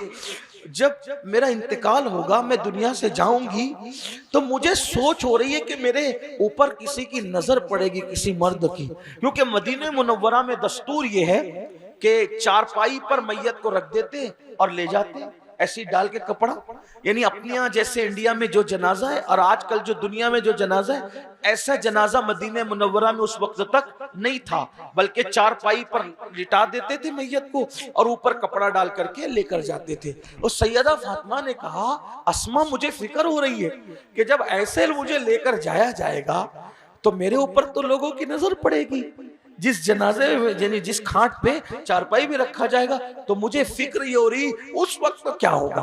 तो अस्मा ने कहा, बीबी मैं हबशा गई थी, मैं हजरत जाफर तैयार मेरे पहले शौहर के साथ, यानी अस्मा का निकाह, हजरत अस्मा का निकाह पहले सिद्दीक अकबर से पहले किसके साथ हुआ था? हजरत जाफर तैयार के साथ हुआ था। और जाफर तैयार की शहादत के बाद इनका निकाह सिद्दीक अकबर के साथ हुआ। तो कहती है कि जब मैं अपने पहले शौहर हजरत जाफर तैयार के साथ हबशा गई थी, तो मैंने हबशा में मैयत देखी कि मदीने मुनव्वरा की तरह वहां चारपाई पे नहीं ले जाते, बल्कि डोली में ले जाते हैं, यानी चारपाई पर ऐसे खजूर की शाख लगा देते हैं और उसके ऊपर कपड़ा डाल देते हैं, तो डोली बन जाती है। तो अंदर की मैयत बाहर वालों को नजर नहीं आती। अगर आप इजाजत दे तो मैं वैसा ही जनाजा तुम्हारे लिए बना दूं, वैसे ही जनाजा बना दूं, तो मेरे आका सरकार, मेरी सरदार, मलका फिरदौस से बरी, मलका कायनात, मेरे मालिक की मालिक, अल्लाह अकबर, मेरे मालिक के मालिक मेरे मालिक की मालिक का मतलब मेरा मालिक, मेरा हुसैन, मेरा बादशाह, मेरा आका, मेरा मुर्शिद, उनकी मालिका, उनकी मलिका, उनकी प्यारी अम्मी जान सैयदा फातिमतुज़ ज़हरा, मेरे मालिक, मेरे मौला मुस्तफ़ा जाने रहमत की जान की राहत सैयदा फातिमतुज़ ज़हरा। आपसे अस्मा ने कहा कि मैं वो डोली बना दूं आपके लिए, तो फरमाया कि बना दो, मेरे विसाल से पहले बना दो, क्योंकि रसूलुल्लाह ने उनको बताया था कि तुम मेरे बाद सबसे पहले मेरी अहले बैत में आकर के मुझसे मिलोगी। तो जब वो डोली तैयार हुई तो बाबा के विसाल से लेकर खुद के विसाल तक कभी नहीं मुस्कुराई, लेकिन जब वो डोली और जनाजा बनकर तैयार हो गया तो अपना जनाजा देखकर सैयदा फातिमा बाबा के विसाल के बाद पहली मर्तबा मुस्कुराई कि आज मेरे विसाल के बाद मेरे पर्दे का इंतजाम हो गया कि जब मैं दुनिया से जाऊंगी तब मेरे वजूद पर किसी की नजर नहीं पड़ेगी। और सैयदा फातिमा अपना जनाजा देखकर मुस्कुराई थी। मुसलमानों बताओ, उनको अपने पर्दे का ख्याल विसाल के बाद भी कितना था, और आज हमें पर्दे का कोई ख्याल नहीं। हमारी बेटियां आधी आस्तीन के कपड़े पहन रही है, हमारी बेटियां अल्लाह अकबर बगैर दुपट्टे के हैं। याद रखें, अल्लाह के रसूल अलैहि सलाम फरमाते हैं जन्नत के दरवाजे पे लिखा है कि जन्नत दय्यूस के लिए हराम कर दी गई। जन्नत के दरवाजे पे लिखा है कि जन्नत दय्यूस के लिए हराम कर दी गई है। साहबा ने पूछा या रसूल अल्लाह दय्यूस कौन है? तो हुजूर ने दय्यूस की बहुत सारी बातें बताने के साथ ये भी फरमाया कि जिसके घर की औरतें बेपर्दा घूमे। अल्लाह के रसूल अलैहि सलाम फरमाते हैं जिसके घर की औरतें बेपर्दा घूमे और वो घर के मर्द उस औरत को बेपर्दा घूमने से मना न करे, वो मर्द दय्यूस है। दय्यूस, अल्लाह उन पर जन्नत की खुशबू भी हराम की है और अल्लाह न उनकी नमाजें कबूल करता है, न उनकी दुआएं कबूल करता है। मुसलमानों, आज हम अहले बैत का बहुत जिक्र करते हैं, बहुत बातें करते हैं, लेकिन अहले बैत के नक्शे कदम पे हम नहीं चल रहे हैं। आप देखो, आज मुसलमान नमाज से कोसों दूर है, नमाज से कोसों दूर है। तकरीरें हो रही है, बार बार तकरीरें हो रही है, नमाज पढ़ो, नमाज पढ़ो, नमाज पढ़ो। पूरे कुरान में 700 मर्तबा कमोबेश अल्लाह ने नमाज का हुक्म दिया, लेकिन फिर भी हमारी नस्ल मस्जिद में आने को तैयार नहीं। जबकि मौलाए कायनात कहते हैं, अली ये मुर्तजा कहते हैं, अगर कयामत के दिन ये हुक्म हो कि कोई जन्नत में जाए या 2 रकात नमाज पढ़े, अगर ये हुक्म दिया जाए, 2 ऑप्शन है, या जन्नत में जाओ या 2 रकात नमाज पढ़ो, तो मौलाए कायनात फरमाते हैं अगर मुझे ये इख्तियार दिया जाए या तो जन्नत में जाऊं या 2 रकात नमाज पढ़ूं, तो मैं जन्नत में जाने पर 2 रकात नमाज को तरजीह दूंगा। यानी मैं जन्नत में दाखिल नहीं होऊंगा, बल्कि मैं नमाज पढ़ूंगा, क्योंकि जन्नत में मेरी खुशी है और नमाज में मेरे मौला की खुशी है। ये अहले बैत की फिक्र। इमाम अली मकाम ने शहादत के वक्त सजदा किया, आपने आखिरी वक्त तक सजदा किया, लेकिन आज नमाज नहीं है, बल्कि आजकल लोग हंसते खेलते नमाज छोड़ रहे हैं। लेकिन सहाबा कहते हैं कि हमारे दौर में जो नमाज पढ़ता था हम उसको मुसलमान समझते थे, जो नमाज नहीं पढ़ता था हम उसको मुसलमान नहीं समझते थे। जो आखिरी बात अर्ज करने चला था वो ये, मुसलमानों नमाज को लाजिम पकड़ो, क्योंकि अल्लाह के रसूल अलैहि सलाम फरमाते हैं जो नमाज छोड़ दे मैं मोहम्मद उससे बेजार हूं, कयामत के दिन उसके साथ मेरा कोई वादा नहीं है। अल्लाह के रसूल अलैहि सलाम फरमाते हैं जहन्नम के अंदर, आका इरशाद फरमाते हैं जहन्नम के अंदर एक वादी है और उस वादी को जुब्बुल हुज़्न कहते हैं। जहन्नम में एक वादी है और उस वादी को जुब्बुल हुज़्न, जुब्बुल हुज़्न का मतलब होता है गम का कुआं, गम का कुआं, और वो इतना गहरा है और इतना उसमें आग है कि अगर उस कुएं के अंदर, उस जहन्नम की वादी के अंदर पहाड़ डाल दिए जाए, पहाड़, तो पहाड़ भी पिघल जाए उसकी आग से। जुब्बुल हुस्न में ऐसी हरारत है कि अगर उसमें पहाड़ डाल दिए जाएं तो पहाड़ भी पिघल जाएं, और उस जुब्बुल हुस्न के अंदर खच्चर की तरह मोटे मोटे बिच्छू हैं और एक एक बिच्छू के मुंह में 70 डंक हैं और हर 70 डंक में जहर की थैली है। जब वो बिच्छू बेनमाजी को डसेगा तो 1000 साल तक के उसके जिस्म में जहर घूमता रहेगा, उसका गोश्त तो झड़ जाएगा उसका गोश्त झड़ जाएगा, उसकी हड्डियां टूट जाएगी।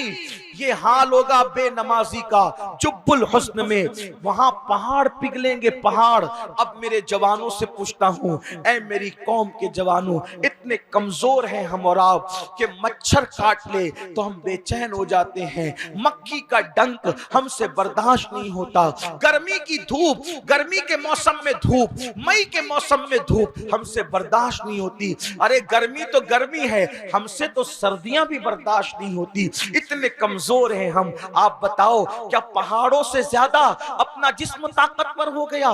क्या पहाड़ों से ज्यादा अपने जिस्म में कुव्वत आ गई? क्या पहाड़ों से ज्यादा अपने जिस्म में ताकत आ गई? अरे अपने सच्चे रसूल ने फरमाया कि जिस जहन्नम में पहाड़ पिघल जाएंगे, उस जहन्नम के अंदर बेनमाजियों को डाला जाएगा।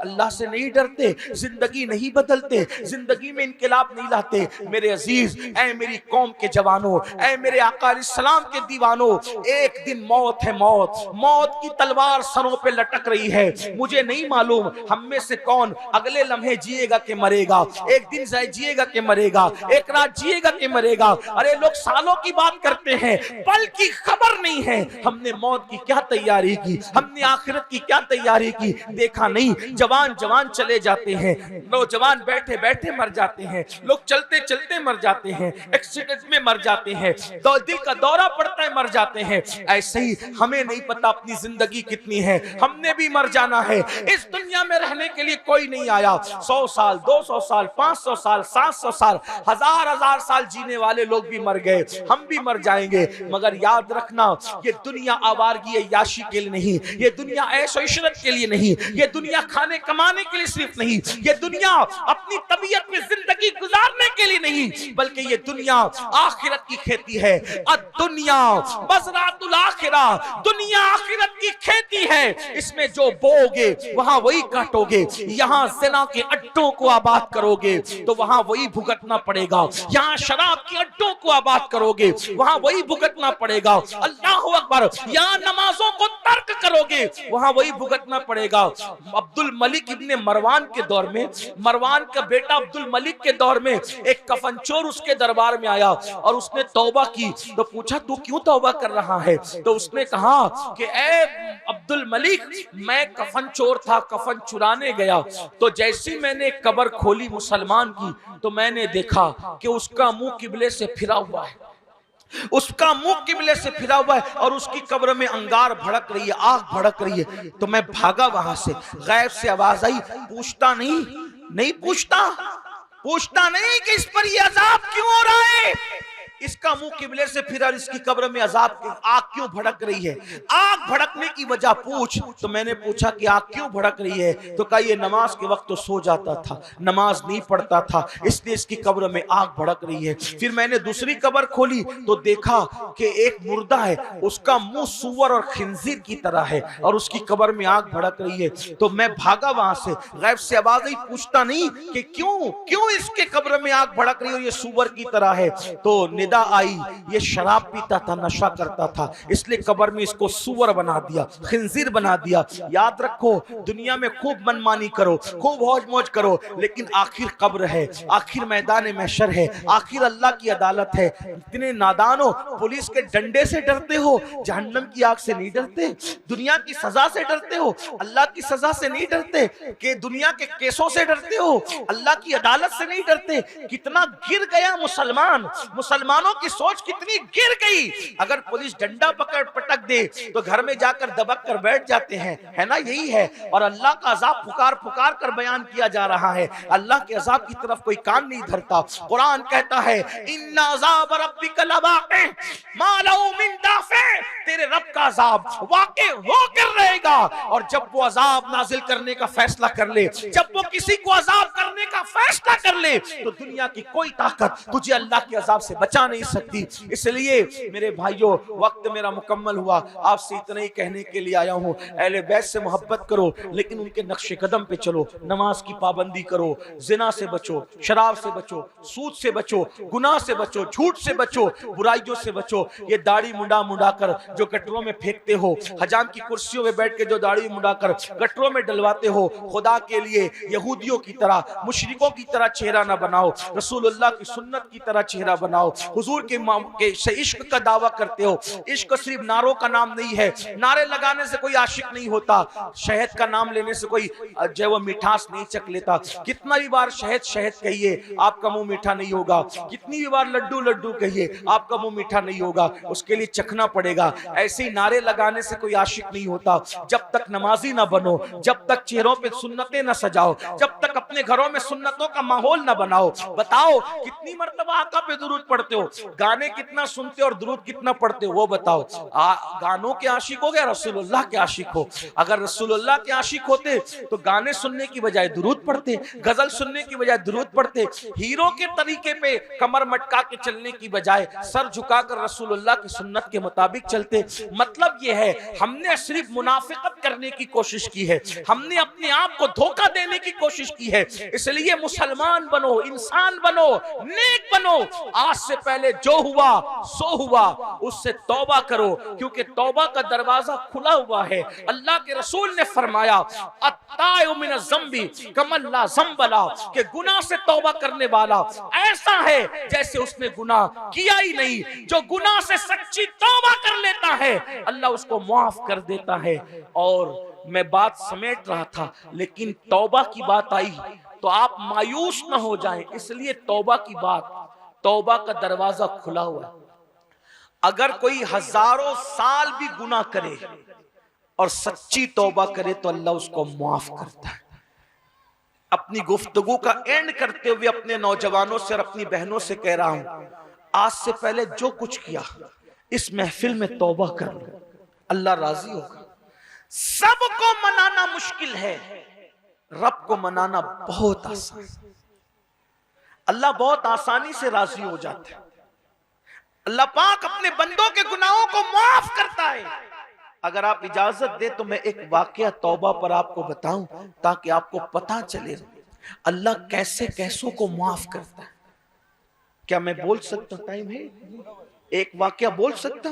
सुन ले, बहुत खूबसूरत वाकया है, बहुत शानदार और ईमान को मजबूत करने वाला। एक मर्तबा का वाकया है, सब तवज्जो से सुने। एक मर्तबा का वाकया है कि सैयदना फारूक आजम रदी अल्लाह ताला अन्हु अल्लाह के रसूल अलैहिस्सलाम की बारगाह में आ रहे थे, हुजूर की दरबार में आ रहे थे। तो देखा कि दरवाजे पे एक जवान बैठा है और वो अपने सर पे खाक डाल रहा है। वो जवान अपने सर पे खाक डाल रहा है, रो रहा है। फारूक आजम ने कहा, क्यों रो रहा है? तो उसने कहा, ऐ उमर, मेरे रोने की एक वजह है। वजह यह है कि मैं एक बार अल्लाह के रसूल से मिलना चाहता हूं। मुझे हुजूर से इजाजत ले दो कि हुजूर मुझे मिलने की इजाजत दे दें, एक मुलाकात दे दें, शर्फ़े ज़ियारत दे दें, शर्फ़े लिक़ा दे दें, ताकि मैं हुजूर से मिल लूं। फारूक आजम ने मेरे आका के पास हाजिरी दी। या रसूल अल्लाह, आपकी चौखट पर एक बंदा रो रहा है, गिड़गिड़ा रहा है। आका, इजाजत है, वो आपसे मिलना चाहता है। मेरे आका ने फरमाया, उमर बुलाओ उसको, उमर उसको बुलाओ। हालांकि आका अलैहिस्सलाम से मिलने के लिए ऐसा कोई प्रोसीजर नहीं था कि किसी के जरिए से इत्तला भिजवाएं, ऐसा नहीं, बल्कि हुजूर से तो कोई भी मिल सकता था, कभी भी मिल सकता था। आका अलैहिस्सलातु व तस्लीम से मिलने के लिए बहुत आसान रास्ते थे। तो लेकिन बहरहाल वो जवान आया, रोने लगा, या रसूल अल्लाह, मैं बहुत बड़ा पापी हूं, मैं बहुत बड़ा गुनहगार हूं। या रसूल अल्लाह, दुआ कर दें कि अल्लाह मुझे माफ कर दे, अल्लाह मेरी मगफिरत कर दे। मेरे और आपके आका रहमतुल लिल आलमीन शफीउल मुज़निबीन सल्लल्लाहु अलैहि वसल्लम ने फरमाया, ए जवान, तूने क्या गुनाह किया? अल्लाह की रहमत पे भरोसा कर, अल्लाह की रहमत पे यकीन कर, तौबा कर, अल्लाह तुझे माफ कर देगा। उसने कहा, आका, मगर मेरा गुनाह बहुत बड़ा है। या रसूल अल्लाह, मेरा गुनाह बहुत बड़ा है। आका ने फरमाया, अल्लाह माफ करेगा, कितना भी बड़ा तेरा गुनाह है अल्लाह माफ करेगा। उसने कहा, मगर आका, मेरा गुनाह बहुत बड़ा है। तो मेरे आका ने फरमाया, क्या तेरा गुनाह जमीन के रेगजारों से भी बड़ा है? हाँ आका, मेरा गुनाह जमीन के रेगजारों से भी बड़ा है। क्या तेरा गुनाह समुंदर की झाग से बड़ा है? हाँ आका, मेरा गुनाह समुंदरों की झाग से बड़ा है। फिर मेरे आका ने फरमाया, ये रिवायत को मैं बतौर मफहूम पढ़ रहा हूँ, मफहूम के तौर पे अपने अल्फाज के जामे में आका ने फरमाया, क्या तेरा गुनाह आसमान से ही बड़ा है? आसमान से बड़ा है तेरा गुनाह? उसने कहा, हाँ या रसूल अल्लाह, मेरा गुनाह आसमान से ही बड़ा है। तब मेरे आका रहमते तमाम ने फरमाया, क्या तेरा गुनाह अल्लाह की रहमत से ही बड़ा है? क्या तेरा गुनाह अल्लाह की रहमत से ही बड़ा है? उसने कहा, नहीं या रसूल अल्लाह, अल्लाह की रहमत से बड़ा मेरा गुनाह नहीं। अल्लाह की रहमत बड़ी है। आपने फरमाया अल्लाह की रहमत बहुत बड़ी। तो आका ने फरमाया, जब अल्लाह की रहमत बड़ी है तो तौबा कर, बता तूने क्या किया, पहले मुझे बता क्या किया। उसने कहा, आका मैं वो कम नसीब हूं कि मैं कफन चोर हूं, मैं कफन चोरी किया करता था। लेकिन एक रात मैं कब्रिस्तान में गया और कब्रिस्तान में जाकर मैंने जैसे ही ताजा कब्र खोली, पहले लोग कफन चोर होते थे, अभी नहीं होते, क्योंकि पहले कपड़ा हाथ से बुना जाता था, कपड़े की किल्लत होती थी। अभी कफन और कपड़े तो मशीनों पे बुने जाते हैं। अब कोई लोग कफन नहीं चुराते, कोई कपड़ा उपड़ा नहीं चुराते, तो उस वक्त लोग कफन भी चुरा लेते थे। उस जवान ने कहा कि मैंने ताजा कब्र खोली जैसे ही, तो उसमें एक लड़की की लाश थी, एक लड़की। मैंने जैसे ही उसका कफन निकाला तो उसके खूबसूरत जिस्म पर मेरी नजर पड़ गई, और जब नजर पड़ी है, कफन निकल गया तो हालत क्या होगी अब ये बताने की जरूरत तो नहीं है मजमे को। तो उसके बदन पे मेरी नजर पड़ गई। शैतान ने मुझ पे हमला किया, और जैसे शैतान ने मुझ पे हमला किया, मैंने उस मुर्दा लड़की के साथ जिना किया। ये गुनाह था उसका, उस नौजवान का गुनाह ये था। लरस गई तबीयत, मेरे आका भी लरस गए। कहते हैं कि जिसके पास जितना इल्म होता है वो उतना ज्यादा अल्लाह से डरता है। जो अल्लाह का जितना करीबी बंदा होता है वो उतना ज्यादा अल्लाह से डरता है। अल्लाह की मखलूक में हुजूर से बड़ा कोई आलिम नहीं, अल्लाह की मखलूक में हुजूर से बड़ा कोई अल्लाह का मुकर्रब नहीं। इसलिए अल्लाह से सबसे ज्यादा अगर कोई डरने वाली जात है तो वो मेरे नबी की जात है। हुजूर ने सुना, तूने जिना किया मुर्दा लड़की के साथ। आका जब मैंने जिना किया, वो लड़की उठ के खड़ी हो, मुझे यूं लगा उठ के खड़ी हो। अल्लाह अकबर। उस लड़की ने कहा, अल्लाह तुझे तबाह करे, अल्लाह तुझे बर्बाद करे, अल्लाह तुझे हलाक करे, अल्लाह तुझे कभी माफ न करे। तूने मुझे नापाक किया, तूने मुझे गंदा किया। क्या मुंह लेकर इन मुर्दों के दरमियान इस कब्रिस्तान शहर खामोशा में क्या मुंह लेकर के रहूं? तूने मुझे गंदा कर दिया। मैं भागा। उसकी सदाए बाज़गश्त मेरे कानों को बेचैन करती है। मेरे आका ने कहा, जवान तूने ऐसा कर दिया? उसने कहा, हाँ कहा। फरमाया, जल्दी से यहाँ से निकल, जल्दी से यहाँ से हट, डरता हूं कहीं तेरी वजह से आग न बरसा दे, तेरी वजह से कहीं आसमान से आग न बरसा, जल्दी से यहाँ से निकल। वो निकला, चला गया। आने के बाद जंगल में मारा मारा फिरता रहा, सर पे खाक डालता रहा, तौबा ही तौबा, तौबा ही तौबा, तौबा ही तौबा। एक दिन वो ऐसे रोते रोते बेचैन होकर के कहता है, अल्लाह तेरे महबूब ने तेरे खौफ की वजह से मुझे अपने दर से बाहर कर दी। मौला क्या वाकई मेरा गुनाह तेरी रहमत से बढ़ गया है? क्या वाकई मेरा गुनाह तेरी रहमत से बड़ा हो गया है? अगर मेरा गुनाह तेरी रहमत से बड़ा हो गया है, अगर ऐसा है तो फिर भेज वो अज़ाब जो मुझसे पहले किसी पे नहीं भेजा, और मुझे हलाक कर दे। और मेरा गुनाह तेरी रहमत से बड़ा नहीं है, और यकीनन नहीं है, तेरी रहमत बड़ी है, तेरी रहमत बड़ी है, तेरी रहमत से बड़ा मेरा गुनाह नहीं है। तो मेरे अल्लाह, मेरी अर्जी है कि तेरे महबूब को खबर कर दे कि तूने मुझे बख्श दिया, तेरे महबूब को इत्तला दे दे कि तूने मुझे माफ कर दिया। मैंने तौबा की तेरी रहमत मेरे गुनाह से बहुत बड़ी है। सबक़त रहमती अला गज़बी, मेरे गज़ब पर मेरी रहमत सबक़त ले गई, ये तेरा फरमान है। मौला तेरे हबीब को खबर कर दे, मैं तौबा करता हूँ कि और तू मुझे माफ कर चुका है, तेरे महबूब को इत्तला कर दे। ये कहना था, रहमत बारी जोश में आई, हजरत जुल जलाल की रहमत जोश में आई और जिब्रील अमीन बुलबुल सिदरा जमीन पर आए और आपने अर्ज की, अल्लाह आपको सलाम कहता है।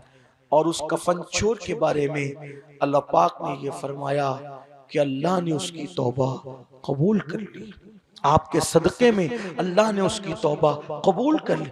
आका ने फरमाया वो बख्श दिया गया, वो कफन चोर जिसने मुर्दा लड़की के साथ बदी की, वो बख्श दिया गया। या रसूलल्लाह, वो बख्श दिया गया।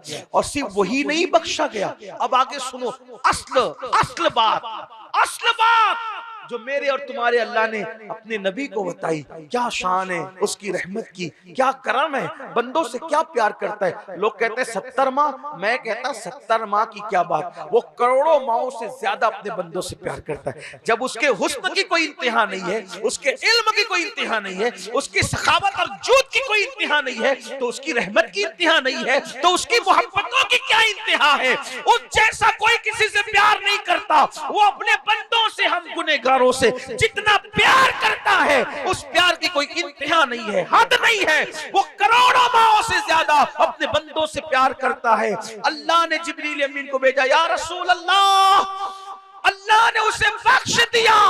और अल्लाह ने फरमाया, अगर कोई इससे बड़ा भी गुनाह करेगा, ये कफन चोर ने जो किया, अगर इससे बड़ा गुनाह भी करेगा और सच्चे दिल से तौबा करेगा, तो अल्लाह उसको भी माफ करने का वादा करता है। अल्लाह उसको ही माफ करेगा। शायद इस मजमे में ऐसा कोई नहीं होगा कि जो इतना बड़ा मुजरिम हो। आओ ना, फिर अपने अल्लाह को मना लो, आओ अपने अल्लाह को मना लो। तौबा का दरवाजा कब तक खुला है? जब तक अपनी जिंदगी है उस वक्त तक हमारे लिए तौबा का दरवाजा। जब मर जाएंगे तो तौबा का दरवाजा बंद हो जाएगा, फिर कुछ नहीं होगा। एक मज्जूब बुजुर्ग थे, वो बस्ती में कहते थे, लोगों अल्लाह से सुलह करो, लोगों अल्लाह से सुलह करो, लोगों अल्लाह से सुलह करो। कब्रिस्तान में कहते थे, अल्लाह इनसे सुलह कर, अल्लाह इनसे सुलह कर, अल्लाह। तो लोगों ने कहा, बाबा आप बस्ती में कहते हो अल्लाह से सुलह करो और कब्रिस्तान में कहते हो अल्लाह इनसे सुलह करो, तुम्हारी बात बदलती है, क्या मतलब है? वो फरमाया, नादान, जब तक इंसान जिंदा रहता है अल्लाह उसको माफ करने के लिए तैयार है और अल्लाह उससे सुलह करने के लिए तैयार है। तो मैं बंदों से कहता हूँ कि अल्लाह से सुलह कर लो, तौबा कर लो, माफी मांग लो। लेकिन जब इंसान मर जाता है तो बंदा तौबा करने के लिए तैयार रहता है, लेकिन अल्लाह उसकी तौबा कबूल नहीं। इसलिए मैं अल्लाह से कहता हूँ, तो मरने से पहले तौबा कर लो। और मौत कब आएगी इसकी कोई गारंटी नहीं है। इतने बहादुर मत बनो कि पाप पर पाप करो, जराइम पे जराइम। वो पहाड़ भी अल्लाह का अज़ाब बर्दाश्त नहीं कर सकते, हम क्या बर्दाश्त करेंगे। इसलिए आइए सिद्क़ दिल से तौबा कीजिए अल्लाह की बारगाह में। अस्तग़फिरुल्लाह, अस्तग़फिरुल्लाह, अस्तग़फिरुल्लाह रब्बी मिन कुल्ली ज़म्बिन व अतूबु इलैहि, ला इलाहा इल्लल्लाह मुहम्मदुर रसूलुल्लाह। बोलो, आज के बाद हर गुनाह से बचेंगे। ए अल्लाह, हम सच्ची तौबा करते हैं, हमें सच्ची तौबा पर इस्तिकामत अता फरमा। क्या आप में से कितने लोग हैं जो आज के बाद ये इरादा करते कि नमाज नहीं छूटेगी इंशाल्लाह? भाई वादा करोगे तो भी पढ़ना है, नहीं करोगे तो भी पढ़ना ही है, फर्ज के अल्लाह। उठाए, थोड़ा हाथ उठाए रखे, यही तो मंजर है। फरिश्तों को गवाह बनाइए। ए अल्लाह, हाथ उठाना हमारा काम है, इन हाथों की लाज रखना तेरे करम पर है। मौला, हम सब और हमारी नस्लों को नमाजी बना दे। अल्लाह आप सब पर करम की नजर फरमाए।